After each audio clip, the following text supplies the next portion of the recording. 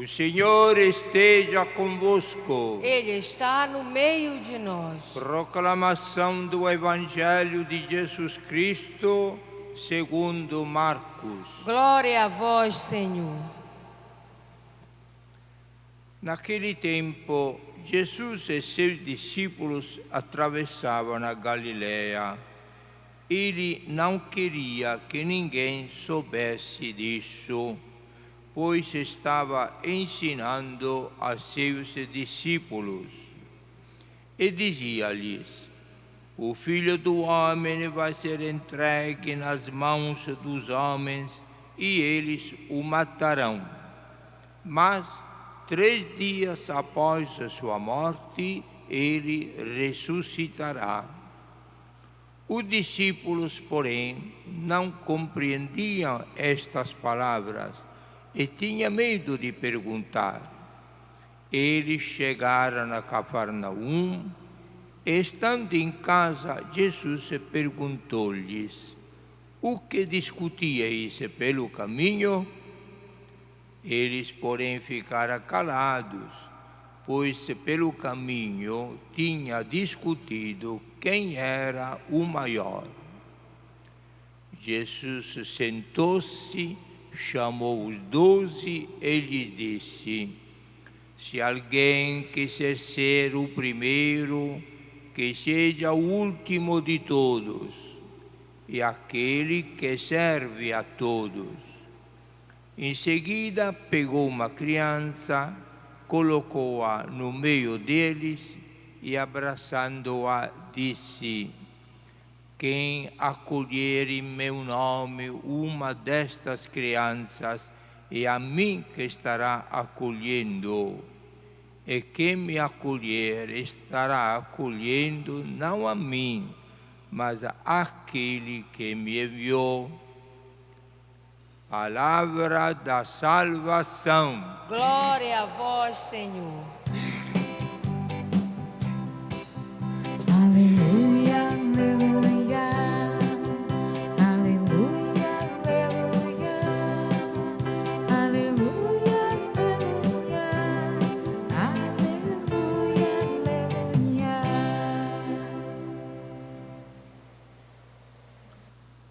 Caríssimos irmãos e irmãs, a Deus nós o chamamos com o doce nome de Pai, como Jesus nos ensinou.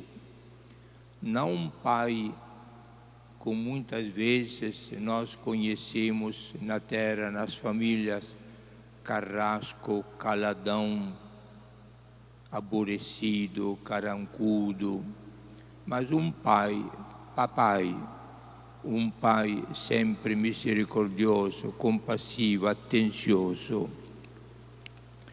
Tudo isto é fundamental para a gente não ficar desorientado. Por exemplo, nesta primeira leitura da missa de hoje, a sabedoria de Deus e o Espírito Santo que inspirava aos autores sagrados de escrever mensagem que ficaria até o fim do mundo como palavra de Deus. Pois bem, a palavra de Deus de hoje nos apresenta uma afirmação que é realista e diz o seguinte, fazendo uma síntese de todo o pensamento da primeira leitura do Eclesiástico: tu que te preparas para servir a Deus, vai sofrer muitas provações, e isto não agrada. Como eu me proponho de servir a Deus, que é o bem supremo, que é Pai bondoso, compassivo, que é amor infinito, e para fazer isto devo sofrer na terra, devo sofrer tentações, provações. Parece contraditório. Não é, parece, mas não é. Por quê? Na vida prática, caríssimos irmãos e irmãs, qualquer bem que a gente quisesse alcançar, qualquer meta, nós temos de suar, de sofrer. Não existe um caso em que a gente recebe um grandíssimo bem ou chega a uma grande conquista sem sacrifício, suores, fadiga para poder chegar lá. Não existe. Um professor, para chegar a ser professor, deve suar nos livros vários anos. E quem já chegou a ser professor e quer vencer um concurso, deve, às vezes, sacrificar horas noturnas para preparar e vencer o concurso. Um que gosta de montanhas, que quer fazer uma escalada de uma montanha alta, deve treinar anos preparando o físico e depois suando, subindo, com tanto sacrifício para ter a satisfação de ter chegado no topo da montanha. Acabamos de ver a beleza de Rainha das Rainhas. E a gente vê só a conclusão, não é? E muitas meninas caem naquela inveja. Toda menina gostaria de chegar até lá. Mas elas não ponderaram quanto sacrifício. É incrível, até a televisão mostrou alguns flashes destes sacrifícios. Esta menina tiver de sofrer até chegar lá, com aquela beleza fantasiosa com que se apresentaram. É uma coisa muito impressionante. Horas, dias, semanas preparando maquiagem, exercício, desfile, prova, reprova, até que enfim chegou a beleza final. Mas para chegar aí, tiveram de sofrer muita coisa. E quando se chegou a hora, todo mundo sonhava de ser a rainha das rainhas. Algumas chegaram a ser princesas e outras foram descartadas. Que humilhação!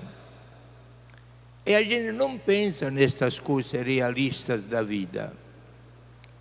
Só que, no que diz respeito ao sacrifício que uma conquista qualquer precisa, nós concordamos e achamos a coisa tão natural que não nos escandalizamos. Quando se trata de colocar em prática o que o Espírito Santo acabou de dizer na primeira leitura, e Jesus reforça no Evangelho dele, que para chegar a alcançar a Deus, que é o bem supremo, precisa experimentar muitas provações e tentações, aí nós recusamos, achamos que é injusto sofrer para viver com Deus. E o eclesiástico nos disse: você gosta muito de ouro, e o ouro é sinal de riqueza, e com o ouro se fazem muitas joias que embelezam a vida. Mas para chegar ao ouro bem purificado, onde este ouro passa da minas onde foi encontrado até na mão do orífice para ele fazer joias que embelezam a vida das pessoas, passou pelo cadinho, teve de passar horas a fio no fogo, sofrendo para se purificar das impuridades. Qualquer coisa, então, caríssimos irmãos, não se escapa qualquer vitória exige um sacrifício de luta contínua. Esta é a vida cristã.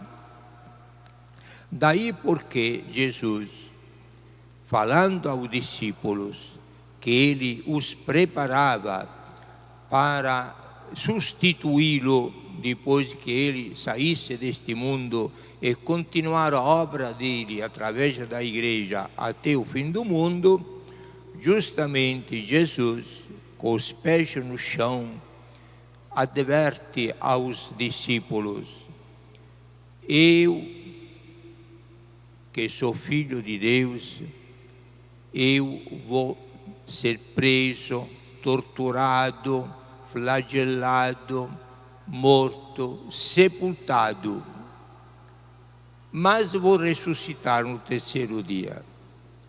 Toda esta previsão de Jesus, falando da paixão e morte dele, é claro que não agradou aos apóstolos. Pedro chegou até o ponto de dissuadir, desviar o projeto de Jesus. Não te aconteça isto nunca. E Jesus o afastou com um título muito indelicado: longe de mim, Satanás, está me tentando de não sofrer, mas para chegar à ressurreição tenho de passar pelo sofrimento e pela morte. Mas os apóstolos não entenderam nada. Por quê? E nós somos engraçados.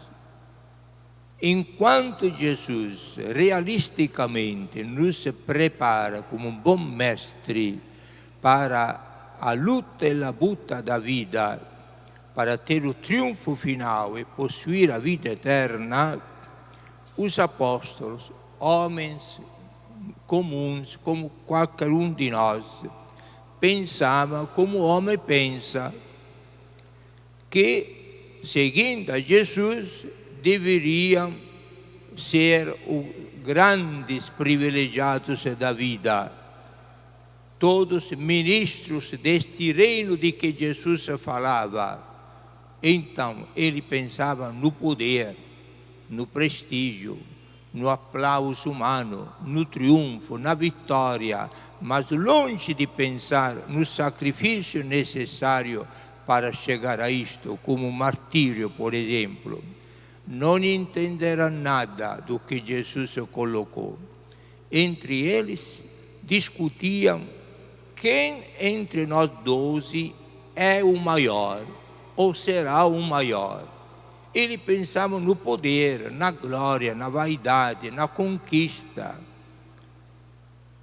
E Jesus chama a atenção a eles. Para, caríssimos irmãos e irmãs, entendermos esta lógica que aceitamos tranquilamente quando se trata da vida humana, mas quando se trata da vida divina ou da conquista da vitória final, para alcançá-la, nós recusamos. Sentimos que Deus está sendo injusto, cruel, cobrando de nós sacrifícios para ganhar a vida eterna. Aí Jesus nos dá a aula mais bela da vida dele. Para entender estas coisas, caríssimos meus discípulos, precisam voltar a ser mais simples, como crianças. Você está sendo pessoas adultas, ambiciosas, a cobiça de ter poder, ser o primeiro. Tem de voltar a ser criança, não na idade de criança, mas na simplicidade de criança, confiando em Deus, se colocando naquilo que é a característica de cada cristão. Quer ser o primeiro, seja o último. Quer se prestigiar mais, sirva mais. Eis aí a essência do Evangelho e do cristão. Quem é o cristão e cristã? O cristão e a cristã autênticos é aquela pessoa que aceita e na realidade faz serviço. é servir aos irmãos. Esta é a característica do cristão, do cristão.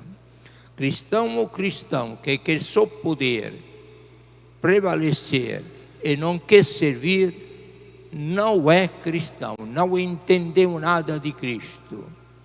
Será o maior lá no céu que mais serviu. Quem é maior no céu? É Jesus, que sempre serviu. Ele, Deus, majestade infinita, adorado pelos milhares e milhares de anjos e arcanjos no céu. Ele, descendo como homem, chegou ao ponto de se ajoelhar na presença de homens pecadores, os apóstolos, lavando os pés a ele, dando um exemplo do que deve ser o autêntico cristão: servir. Esta é a glória do cristão. Quanto mais servir, tanto mais vai reinar. É uma revolução, mas é a coisa mais lógica do mundo. Repito, nas coisas humanas a gente aceita com tranquilidade sacrificar-se para alcançar uma glória. Nas coisas espirituais do reino de Deus, a gente reage e acusa Deus de ser demasiadamente exigente, até cruel. É a coisa mais normal do mundo. E na casa de Nossa Senhora, aqui na Basílica, nós temos um exemplo maravilhoso de quem aprendeu muito bem de Jesus e nos demonstrou desde o início que Maria aparece na história com a Anunciação, como ela se define e se apresenta perante a humanidade: eu sou a serva do Senhor. É belíssima esta definição de Maria. Quem és tu, Maria? Eu sou a serva. Não sou a rainha, como vocês me chamam, sou a serva do Senhor. E sempre fui a serva. E no céu continua sendo a serva de toda a humanidade, como mãe que em casa é incansável, sempre servindo aos filhos, porque os ama. Então, esta é a grande lição que hoje a liturgia nos apresenta. É uma lição muito pequena, mas é a essência de todo o Evangelho, é a característica, a carteira de identidade do cristão e da cristã autênticos, para, fiéis a este serviço, alcançamos, enfim, a glória final lá do céu. Valeu a pena servir na terra para reinar no céu. Louvado seja nosso Senhor Jesus Cristo. Para sempre seja louvado.